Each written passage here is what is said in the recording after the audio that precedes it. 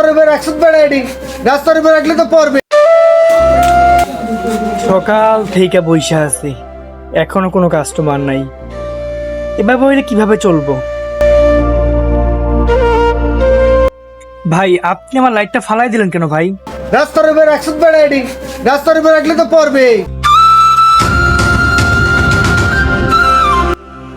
ঘর রাখ, ঘর জিনিস বাইরে রাখছিস কেন? তোর তো বেড়া শিক্ষিত লোকের মতো দেয়া যায়, তুমি ফুটপাতে দোকানদারি করো কেন? ভাই, শিক্ষিত মানুষ ব্যবসা করতে পারবে না, এটা আপনারা কে বলছে? আর এখানে হচ্ছে আমার দোকান, আমি প্রোডাক্টগুলো বাইরে রাখছি। আসলে কি ভাই, ওই দোকানের ভিতরে তো সবাই প্রোডাক্টগুলো দেখে না, তো বাইরে রাখছি যেন মানুষ যাওয়া আসার সময় দেখতে পারে, যেন টুকটাক কিছু কেনাকাটা করে। রাস্তা রাখা জায়গা পুরো রাস্তা মাইরে দিছিস বেড়া, তুমি আমার এই ব্যবসার টাকা দিয়ে আমার পরিবার চলে, আমার সংসার চলে। এখন আমি যদি ভাই ব্যবসা না করি তাহলে কি আমার পরিবার চলবে বলেন? সবাই যদি চাকরির পিছনে ঘুরে, চাকরি কি দেশের মধ্যে অনেক বেশি আছে বলেন? চাকরির সংখ্যা হচ্ছে সীমিত।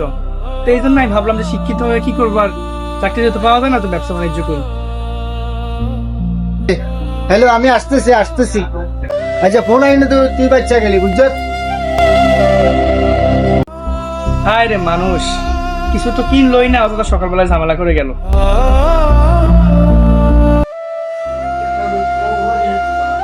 এই ভাই শুনেন, আপনার টাকাটা নিয়ে যান, টাকাটা এখানে পড়ে গেছিল।